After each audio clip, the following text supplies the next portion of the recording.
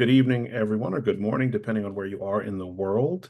Joining me today, and I'm just going to go around and I'm going to ask everyone to give themselves a little introduction of 2 or 3 lines, who you are, what institution or affiliation do you have, and what your subspecialty is or what subspecialty you're thinking of. So I'll sort of start.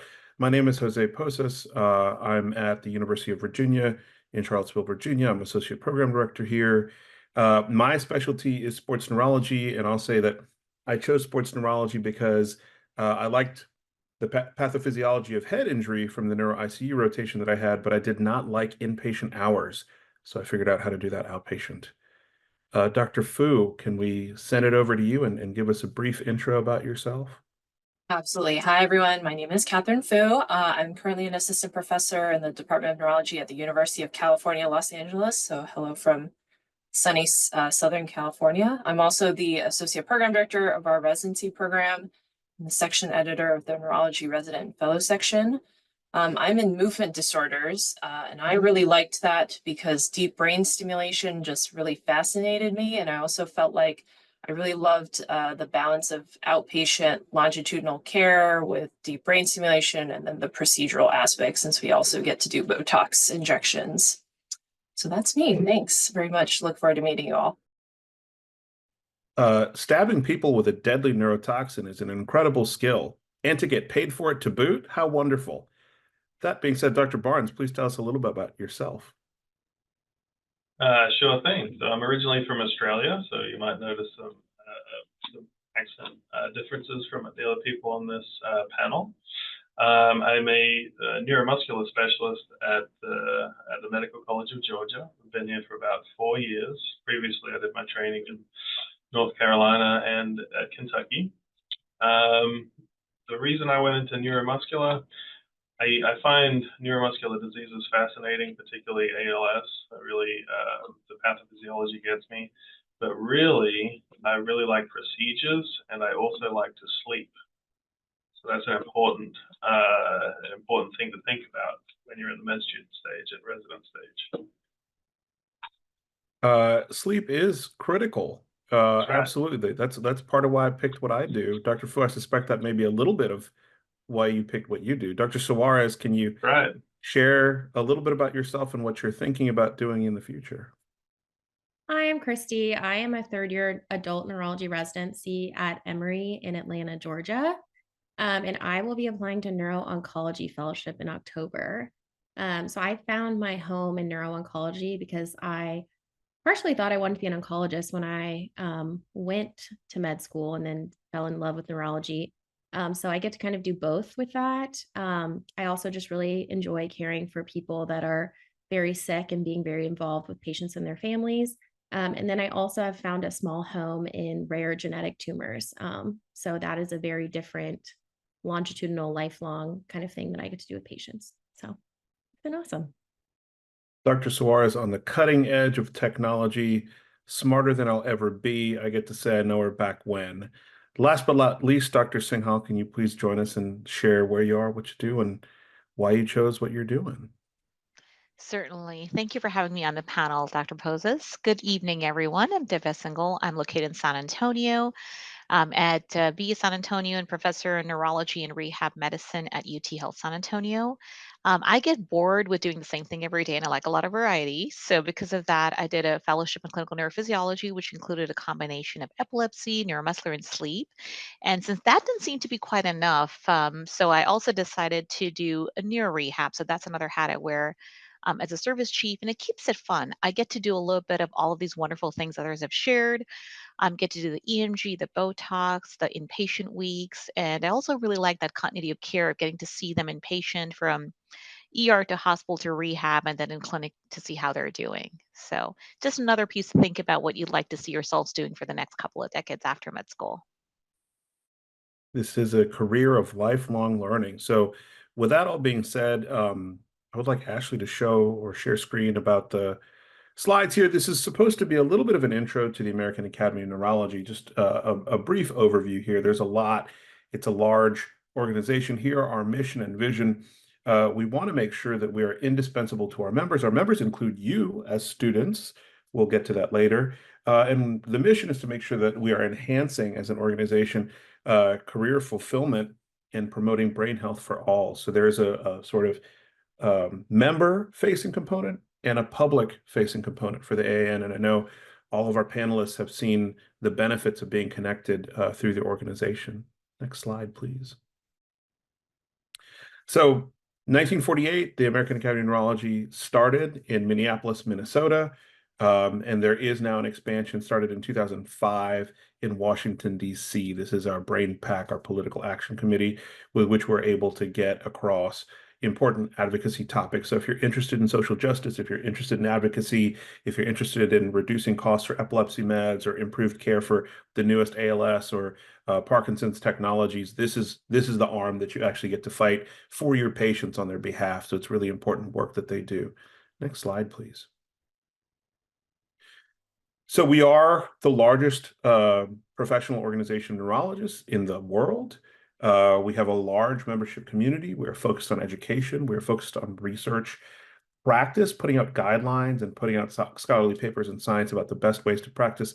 And as I mentioned before, advocacy, making sure the things that we know are good science and good care for our patients get across and can actually be taken to the bedside or taken to the community in which we serve. Next slide, please. So there's over 40,000 members, which is a lot of folks. There's over 200 staff who are fabulous and wonderful, and without whom we would not be able to get things like this up and running. We have over 6,800 member volunteers and 95% retention of the U.S. neurologists who join us. There's a growing group of APPs, so advanced practice providers within the AAN, trying to figure out how they can be part of the team to take care of the patients that need our expertise as neurologists. Next slide, please. So this is the money slide, right? This is super duper important. If you are not already an AAN member, if you got the link to this webinar from a friend, please take this moment to get your phone out, get your device out, look at the screen, click on it. This is free to you. There are literally hundreds of hours of continuing learning. There are exclusive discounts on our programs and educational tools. There are incredible networking opportunities, and of course, the cutting edge research and ways to connect with your friends. We're going to go through some of that in the upcoming slides. Next slide, please. AAN leadership. So this is the board of directors in the center there. Wearing the blue top is Dr. Carlene Jackson, current president. Next to her with the black jacket and the red and blue colorful top is Dr. Natalia Roast, president-elect. We are a diverse board of directors. We represent national, international interests. We represent science and research and education. And I'm tucked back there quietly peekabooing out from Dr. Anderson's head. I don't know why I was standing so far back, but I promise that's not bad Photoshop. Next slide, please. So here are your officers. They're fantastic, and I'm thrilled and happy to be able to call them friends, and they get to see me cut up and be ridiculous at our board meetings, but also we get to discuss very difficult things to consider and ways to do better for our patients. So they're sort of the high-minded conversations that we have, but these are our officers right here. Next slide, please. And this is the CEO. This is Mary Post. She's fabulous, and she's been with the AAN now for several years. Before that, she was with the anesthesia board, and before that, she was at AAN. So sort of back home. Next slide, please. So these are our advocacy programs. We have the Neurology on the Hill. This happens every year in Washington, D.C. You can be a resident and join this advocacy to try and make sure that the lawmakers advocate and change the current laws and legislation for our patients. This crosses the aisle, so this is Democrats and Republicans. There's a Palatucci Advocacy Leadership Forum, which helps neurologists figure out best ways and best practices to work with their state representatives and local lawmakers, municipal and city law as well. Next slide, please. Our publications, there are many. You may have seen some of these journals, Neurology, the classic Green Journal. There's Clinical Practice Education, Genetics, and Neuroinflammation. We have Brain and Life, which faces the patients more.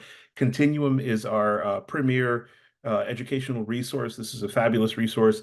It may be a little bit above a medical student level. It's really aimed at residents and higher, but there are great questions in there. So if you want sort of a digital or pen and paper Q bank, this is a fabulous resource. And then there's the sort of publication Neurology Today. Next slide, please. We have podcasts. If you're too busy to sit down and read, which I am sometimes. You can put on a podcast. There's lots of them. Some of them are even on your favorite podcasting apps right now, various Apple Podcasts and or Spotify, et cetera, et cetera. So please take a look at those as well if you're on the go. And you can listen to us at like multiple speeds. Like you can listen to me as a chipmunk at ×2 speed if you want to. Next slide, please. Very important to think about your future. Before you sign on to 4 years of residency, maybe a year or two plus of fellowship, it's important to think about what am I going to do when I'm actually done with it. So sometimes thinking about the end in sight, the goal in sight, it's very good to take a look at the Career Center even before you've committed to it, so you get to see what opportunities are out there. And if you are in training, it is good to see what the fair market value is. Next slide, please. So upcoming conferences, we have Las Vegas in the fall, October 25th and 27th. And next year, sunny San Diego, where I've heard that the theme will be superhero.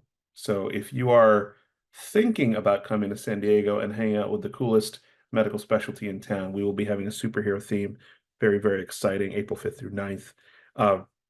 There are med student scholarships that you can find on our website that and abstract opportunities as well. Next slide, please. On social media, you've got it right there on Instagram and on the artist formerly known as Twitter. There's other hashtags and membership profiles you can follow over there. Next slide, please.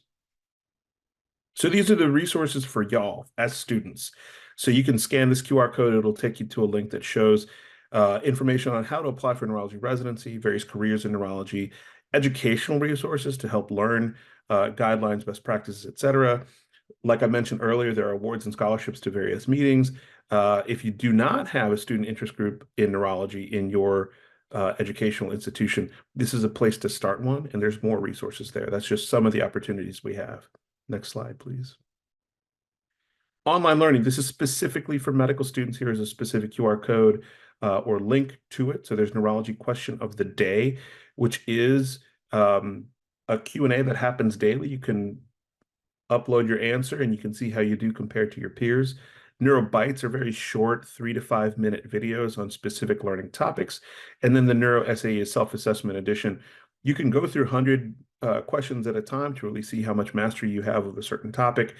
The secret on this is if you start one and say, no, I don't want to do that, and you start another one, say, no, I don't want to do that, it's going to tell you to pay for the third one. So really you have to kind of finish a whole set of questions before you can start jumping around to other ones. Next slide, please. And then further online learning, there are discounted student rates for AAN on demand, AAN Continuum Audio, and then Continuum itself. As a resident, I believe we give Continuum to the residency programs for free. And then there's Neuro-Ready, which is a board prep course that can be discounted with AAN membership. You are not at the place where you're taking boards for the ABPN at this time, but it is something to be aware of on the horizon. Next slide, please. So the medical student lecture series, the QR code is there.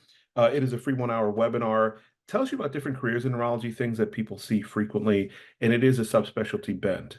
So please check that out if you want to see it. I believe that some of these are on YouTube now. Next slide, please. And then sections. These are free with AAN membership. There are sections on things as esoteric as the history of neurology. There are also very specific, vascular neurology subsections, movement disorder, epilepsy subsections, et cetera, neuromuscular subsections. And the name is Synapse, of course, because we as neurologists love a good neurophysiology sort of play on words. It's now a mobile app in and of itself. So you can ask a question, you can introduce yourself. If you're looking for a research project or mentorship, I have seen students solicit advice, mentorship requests, et cetera, on there and people connecting successfully. Next slide, please. SIGN is a student interest group in neurology. This is a national cohort. You can see if you can join a local SIGN section or start one at your institution if there is not one. The SIGN resources are here online. It's really great. At one time, I was the SIGN liaison while I was clerkship director many moons ago. So this is a great way to meet your faculty at your institution as well as your residents. Next slide, please. And then the awards and scholarships, as mentioned before, here's a QR code. There are the deadlines right up there. There's the Medical Student Diversity Scholarship to the annual meeting. There's an essay award for those that may have a background in humanities or wish to talk about a way something has impacted them. There's Futures in Neurologic Research as well, and there are prizes and deadlines. Please take a look at the link. The dates will be lined up there for you. Next slide, please. So there is our wonderful AAN staffers, as I mentioned, Lucy Prasad, Ashley Mont, Ben Stoddard, and Ria Guerra, I'm sorry, tongue-tied at this time of the day. There are their emails below. These are the programs that they take care of. If you have questions, you can message them or use one of the QR links from earlier. We're going to have our closing remarks here. I'd like to give some time for our panelists to think of their remarks. I'm going to go first. I'm going to go through all of our panelists and sort of have everyone say like a top one or two kind of take-home message. There's 2 points that we hit kind of hard in my group for the fourth-year medical students. One is the sort of milieu of the application itself. Signals. So signaling is kind of a funny, weird thing that we're all figuring out. Right now, you guys will have 8 signals for neurology. If you have a home neurology program at University of Virginia, we're saying that they don't have to use it for their home program, especially if we know who they are. So it's less the digital sort of hand up like, hey, I like you, and more of the walking around the department and getting to be known. That hits on our second topic that we talked about. It's better to have a good letter of recommendation, a strong one from someone who knows you rather than a tepid one from someone who obviously doesn't know you. It's not that it's going to hurt you, but if you can get a really strong letter of recommendation from a family medicine doctor who's, crying and lamenting that they can't get you to convert to family med, then that works a lot better than a neurologist who says, student was here, right? And I'm going to kind of go around. Dr. Singhal, do you have any sort of 1 or 2 top messages that came out of your group? Thank you, Dr. Poses. Definitely. So in my group, we primarily had international medical students. So the theme was surrounding the uncertainty and the unknown of having to understand and plan for the next phase in an entirely different cultural environment from a healthcare perspective. So I want to applaud all of the attendees for being so dedicated and sincere and having really good questions for us. The biggest theme was to show an interest in neurology through a variety of forums, whether it's not only through research, but electives or whatever the opportunities may exist in your home country through your medical school, your alumni network, etc. And then second, there were great questions about how to best prepare for before you start neurology residency. And in addition to making sure that you are well acquainted with the environment and the healthcare system, I also suggested that people take out time for themselves and taking a few weeks to really center themselves in that city and in that environment before they jump into what is the exciting and mad rush of residency for 4 years. Very, very good grounding and sort of a wellness perspective, an internal reflective moment there, Dr. Singhal. I really, really enjoy that. Dr. Barnes, do you have any sort of top tips or information that your group talked about that you'd like to share with the group at large? Yeah, sure. So I also brought up the same, or we discussed the same point about the letters of recommendation, and I agree. It's much better to have a strong letter of recommendation from someone who knows you rather than a big name who doesn't, because we know we can figure that out pretty quickly. So that's a good point. I'd also bring up the point of doing sub-Is. I think the majority of times it can be a positive. A couple of times I've seen it be a negative, but that's when someone hasn't necessarily shown an interest or aptitude within neurology. But typically it's a positive thing. But not having done one, I don't think is a negative thing. So I don't, certainly not for our program. Other programs may think differently. And the last thing was choosing a subspecialty. It's not something I think you need to be worried about at your role's level. I think within residency that'll shake out. I'm sure a lot of us considered a lot of different specialties before we got to the one that we chose. So I would say just try to get involved in everything, read as much about everything as you can, engage with each of your rotations, and fate will take care of the rest. Excellent points. I will say, just as a moment of an observation here, all of your panelists are folks that have either chosen or are choosing outpatient heavy specialties. Quality of life is important. That's all I'm saying. I don't see critical care and stroke docs on here, just saying. It's early. You might like the adrenaline, you might like the rush, but that also means you have to like being on call, which I could leave. I'm not going to That take it or leave it. I'm just going to leave it. that is an excellent point, and one that I've also noticed. Very good. Very good. Um, Dr. Suarez, do you have a point or two that you could share with the group?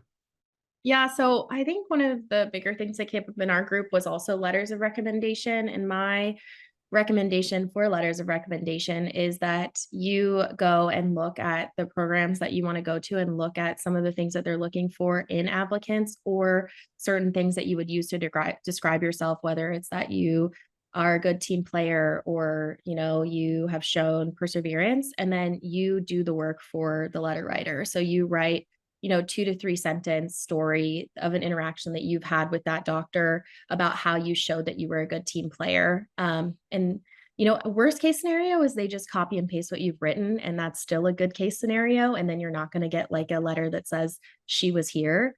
But best case scenario is, oh yeah, I forgot that happened. That's such a great story that I can then kind of write some more details on, and then you come out of that with a stronger letter, and then also just including your personal statement and your grades when you send that letter request. And then one of the other things that came up was I think a lot of people in my group were either in undergrad or kind of at the beginning of their med school, and were asking about extracurricular things that they should do to make their application strong. And my recommendation for that was, doesn't really matter what you do as long as you're passionate about it. And so if you can do something longitudinally, and show that you're passionate about, that really comes across in whatever interview you're doing, whether that's for med school or residency.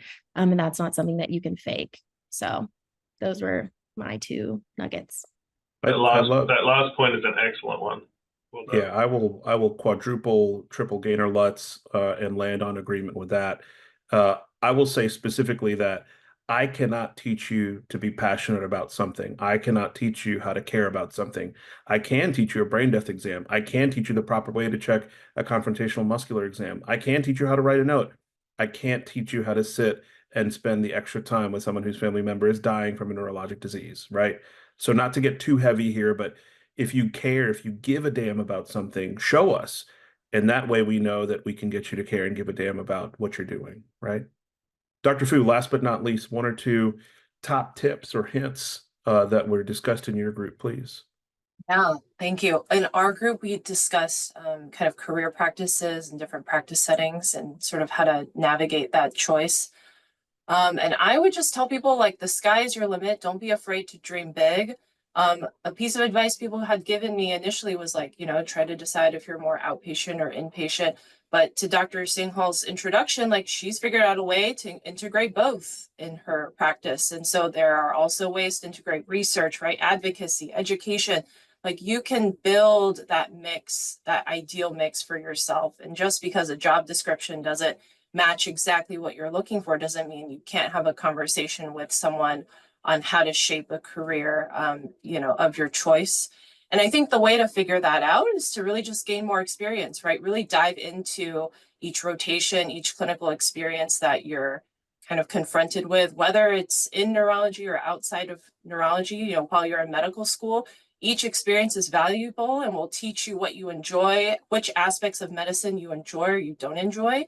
And if you feel like, your neurology rotation is, mostly outpatient, mostly inpatient, you can also look for other resources to learn about different practice settings. So all those slides that Dr. Poses showed in the beginning, lots of AAN resources. You can network, you can reach out to other mentors, have a conversation. What does your practice look like? And the more experience you gain, the more you learn about this field, the more you'll get a sense of what brings you joy and fulfillment, and what, will kind of take you to your best life. Yeah, I think that really resonates with me, Dr. Fu. I would say that when I was choosing what I wanted to do, the choice was adult neurology or pediatric neurology, right? Child neurology. And I think that I'm a cheater and a jerk because I treat concussion down to 14 years old. So I get to see adolescents and adults. So you can have your cake and eat it too, but you have to look and research and put in the work to figure out how can you do what you really want to do. I will say up until residency application and the match day, I labored under this false assumption that choosing neurology would close doors for me and I'd be sort of funneled into this one path. But really, neurology is so fascinating and so big that there's all sorts of different career paths, all sorts of different ways that people can practice and feel fulfilled. That all being said, I want to thank our panelists this evening. I want to thank you all as our audience for being engaged, asking questions, and really just having a discussion with us. Hopefully, if you have any further questions, you can email the staffers at the AAN here. You can connect with us on Synapse on the AAN sections. I'll put in a plug also for neuro panels. It may be a little bit above the level of a medical student. However, you'll get to find some big names in the field that way, and you can see, are they close to where I am geographically? Is there a way I can connect with them and go from there? Anybody else want to give like a parting goodbye? I think I've talked enough for all of us. I'd like to thank you for your time and interest, everyone. I appreciate you for coming to this med student subspecialty lecture symposium.